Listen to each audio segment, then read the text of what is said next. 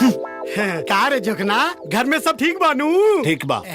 सुननी हाँ, नया पतो आइल बाड़ी, घर में सब ठीक बानू? क्या बात करता रहो, काहे ना ठीक रही? अरे हमार पतो तो लाखों में एक भी है, लाखों में। अरे ना ना, हमारा गांव में एक आदमी करोड़ों में पतो ले आइल बाड़े। मर्सिडीज में सर दे आइल और स्कूटर में फर दे चल गइल। अरे ये केकरा के सुनाता रे? अरे सुनावे के का बारे झंटा, समझदार खातिर इशारा काफी होला। का रे जोगना, हम ठीक कहता नहीं ना? अरे चुप रहो बोखरा। अब देख, लड़कन के कमाई खातिर बाहर जाके पड़ी की ना? अब एकर मतलब ई तना होला कि लड़का अपना माई बाप के भुला जाइए सन? हैं? अब घटिया आदमी के घटिया सोच का रे जोखना? अरे जाना भोई भोई करे आइल बड़ा तो भोई भोई करा। अरे हमार माथा काहे खराब कइले बड़ा? अरे हम तारा के बाद में देख ले रे। अरे तू हमारा का देख मेरे, हम इधर जो। ए जी देखो ना, मैं इस साड़ी में कैसी लग रही हूँ? राम, आप ऐसे क्यों खड़े हैं? सोहन के बारे में सोच रहा था। उसका कॉलेज का फीस, हॉस्टल का फीस सब मैं ही जमा करता था ना। सोहन फाइनल ईयर में है। आज उसके एग्जाम के फीस जमा करने की आखिरी तारीख है। सोहन तो हॉस्टल में रहता है, पता नहीं ये बात बाबूजी को याद भी होगी कि नहीं। छोड़िए ना, वो हमारे बारे में कहाँ सोच रहे हैं जो आप उनके बारे में सोच के परेशान हो रहे हैं। आप मुझे ये बताइए कि मैं साड़ी में कैसी दिख रही हूँ? बिल्कुल उस मेनका की तरह जिसने विश्वामित्र का सत्यानाश कर दिया। सही बात है। सोहन, तुम चलो, मैं आता हूँ। ओके। क्या बात बा भैया? हाइला तार कॉलेज के फीस रह दा भैया, एक जरूरत नहीं खे। काहे? फीस ना भरबा तो परीक्षा कैसे देबा? तो का भेल भैया, ज्यादा से ज्यादा 1 साल खराब हुई ना, ओके तो तोहर पैसा के हाथ लगावल हमरा खातिर पाप हुई भैया।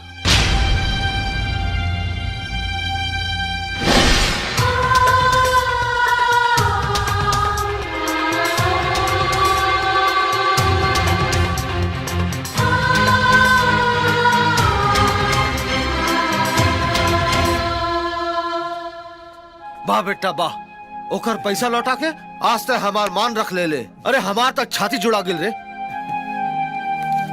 ला, हमरा जेते तोरा फिकर करे के कोनो जरूरत नहीं खे, ठीक बा? बाबूजी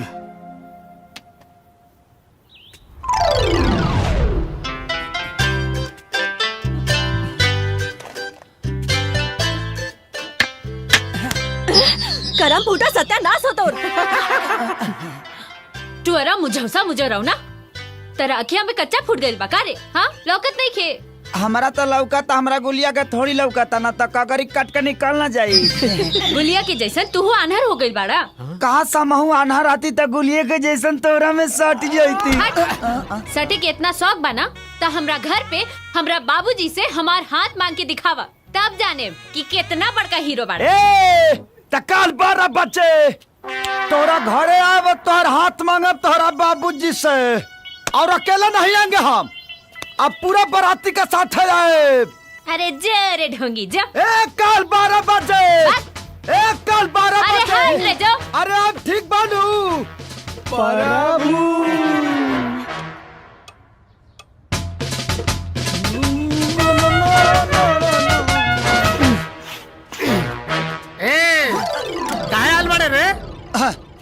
मांगे आयल बनी। क्या मांगे आयल वाले? पहले ही बताओ, जो मांगे तो दे देबो। अरे पहले तू ये बताओ कि का मांगे आयल वाले रे? अगर बता देब ना तो तोरा बुखार लग जाई, तड़फड़ा के हिच गिर जाइबो। बताए के बात बता ना, तो भाग यहाँ से। मांगी देबो सही में। अरे पहले ही बता ना, का मांगे आयल वाले रे? हम तो चंदा मांगे आयल बनी। चंदा मांगे? हट। अरे तो इतना हिम्मत ते हमरा से हमार बेटी के मांगे आयल वाले? अरे ना मर दे, हम तो दुर्गा पूजा के चंदा मांगे आयल बनी। दुर्गा पूजा के चंदा मांगे आयल? अभी दुर्गा पूजा का बार है? तो दे दे, हमनी के मना लेब संग। अरे तू भाग जा, हम कोनो चंदा ना दे। हम तो चंदा लेके रहब, हम लेके रहब, हम लेके रहब, हम लेके रहब, हम लेके रहब। भाग गइल। तय का देखता रहे, चल भीतरी।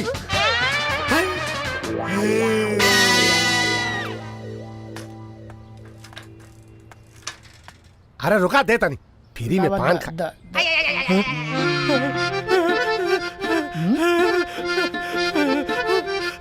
प्रभु प्रभु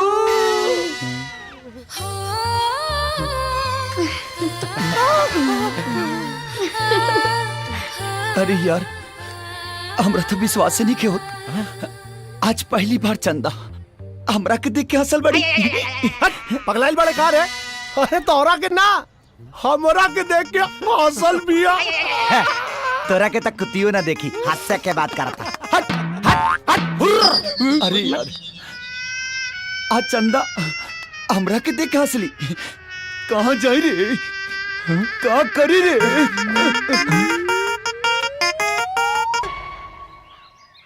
अरे सुनो तारू हो काजी। अरे किसनवा अपना रिजल्ट के बारे में कुछ बतावलस का? ना हमरा के तो कुछ नहीं के बतौले। हो सकला ओकर रिजल्ट ना निकल होखे। वाह ओकर साथ दोस्त मिठाई बांटता रसन। कहाँ बा किसनवा? का रे तोहार रिजल्ट निकल गइल? हाँ निकाल गई। का भइल? का होई फेरू फेल हो गई नी। अब देखे तारू फेल हो गई और फोफिया खाता। तो का कर यहाँ फेल हो गई तो खैला बिना मरी का पूछला तो बता देनी। हाँ को हमारे हमार लठिया।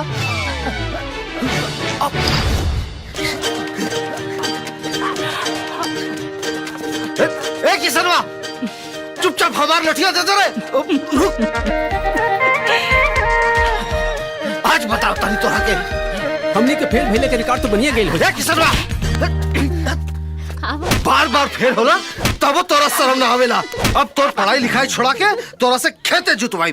जाओ जब कह रहा है कि खेत में काम नहीं करेंगे तो नहीं करेंगे। अच्छा ले भाजी देखिए हमको घर में ले जाके खूब मारिए ना लेकिन के सामने मत मारिए।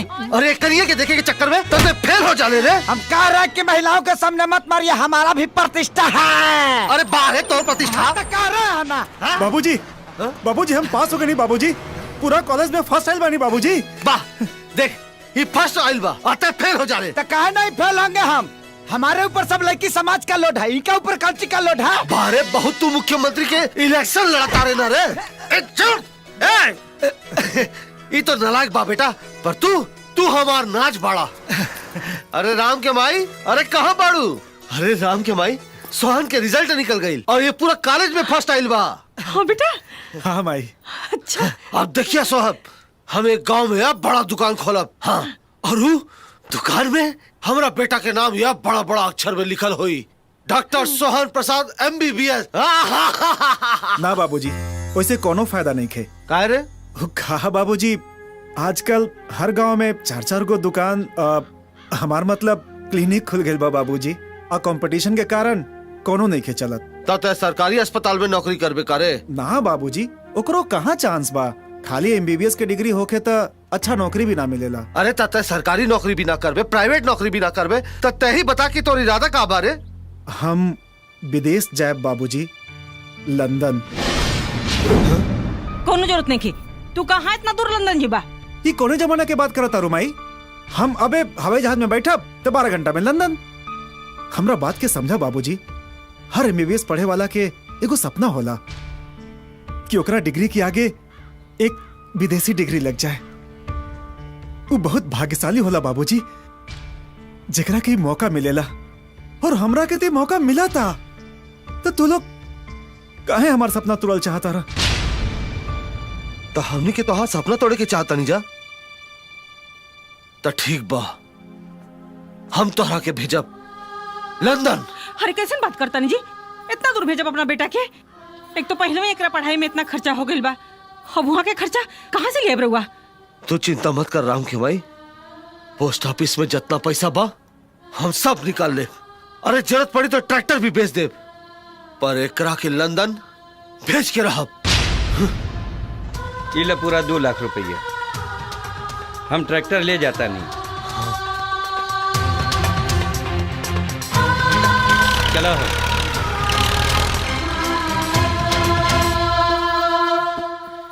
हेला रोटी बेटा रास्ता में खा लिया। तू काहे रोता रुमाई? हमको तो हमेशा कहते थोड़े जाता नहीं बस पढ़ाई पूरा करके वापस आ जाए। बेटा हम वहाँ का कैसन कैसन कहानी सुन ले बानी। देख बेटा, वहाँ शराब के हाथ भी मत लगे है। हमरा ऊपर भरोसा नहीं है कमाई तले हम तोर कसम खाता नहीं कि शराब के कभी हम हाथ भी ना लगाए। एगो और कसम को, वहाँ कोनो मेम साहब से कुजात में बियाह ना करबे। हम कसम खाता नहीं माई कि कोनो कुजात में बियाह ना करब।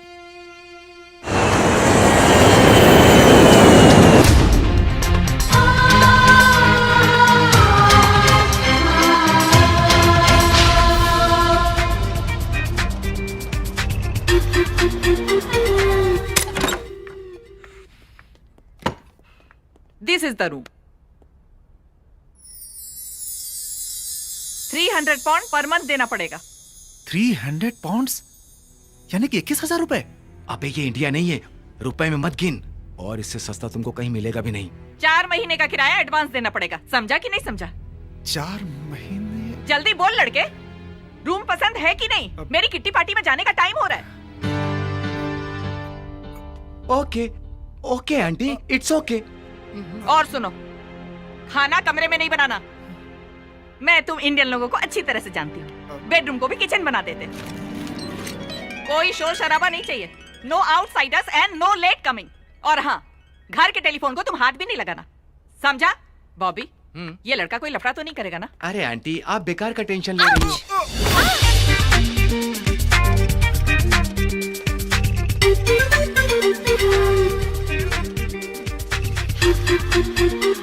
अबे क्या कर रहा है तू?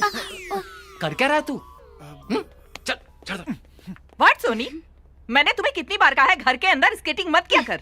ओह मामा please don't start it again. यार इससे सस्ता तुमको कहीं नहीं मिलेगा, और तेरा कॉलेज भी तो पास में है। इतना टेंशन क्यों लेता है यार?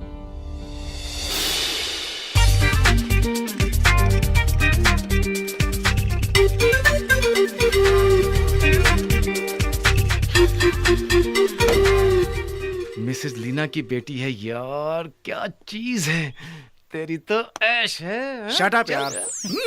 ए बाबूजी माई माई। अरे कहे इतना चिल्लाता रे रे? का भाई? हाई देखा, सोहन भैया के पार्सल आइल बा। पार्सल अरे तो देखत का बाड़े, खोल जल्दी खोल। खोला ताने ना। खोलना था।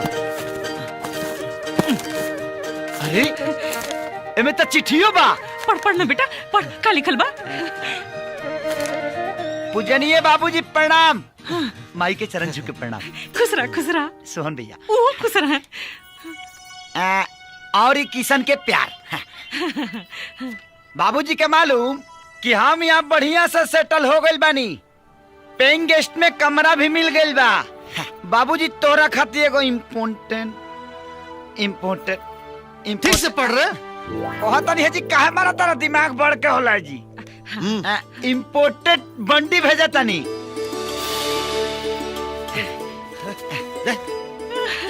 अरे आगे पढ़ना। और माई खातिर चप्पल भेजा तानी। माई। अरे राम के भाई, तनिक पहिर के दिखावा। अब गंदा हो जाए, हमार बेटा भेजले है। ए माई। अरे ते काहे रुक गइल रे? आगे पढ़। बाबूजी प्रणाम। माई प्रणाम। अरे फिर वही जैसे पढ़ता रे। अरे आगे पढ़ो। हाँ। और किशन के नया नया कपड़ा पहने के बहुत शौक। अरे अरे यही से कहा था नहीं कि ठीक से पढ़ाई लिखाई कर, ठीक से पढ़।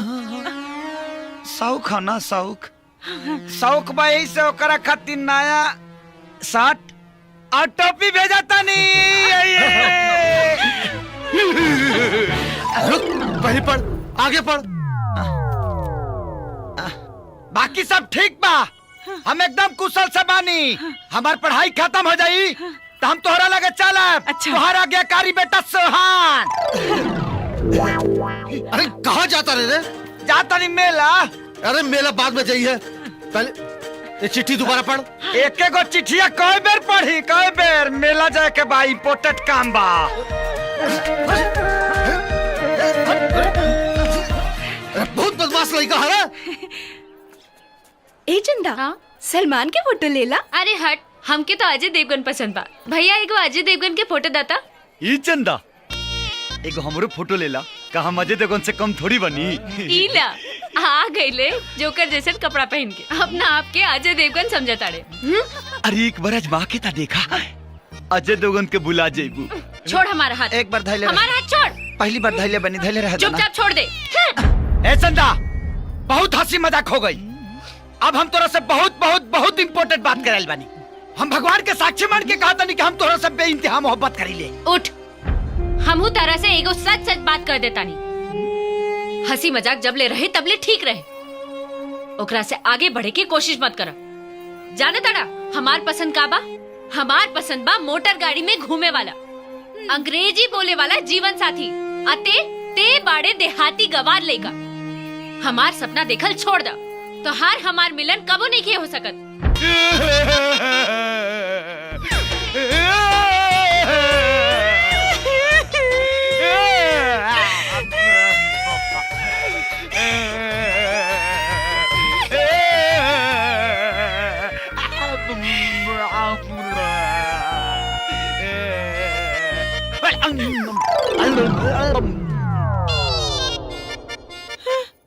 बहुरा गल बका रे।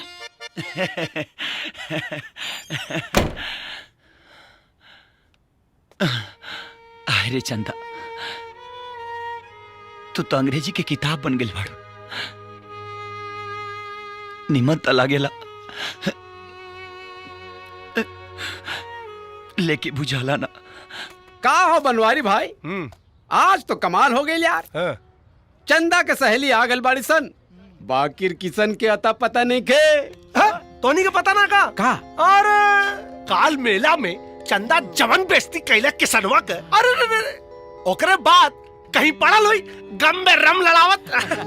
अच्छा अब एक बात बता बस, चंदा से के कर यारी, किसनवा के बनवारी? बनवारी हल्ला ए बनवारी भाई आ गईले हमनी के किशन कन्हैया। का हो भैया? दुनिया में एक से एक बेशरम देखनी भाई, लेकिन किसनवा जितना बेशरम आदमी आज तक ना देखनी हम। अरे काल मेला में चंदा इतना घनघोर बेइज्जती कैला से कर फिर भी ना सुधरल। भाग भाग चौनार, प्यार मोहब्बत में का इज्जत और का बेइज्जती रे? सब जायज बा, उम्मीद पर पूरा दुनिया कायम बा बेटा।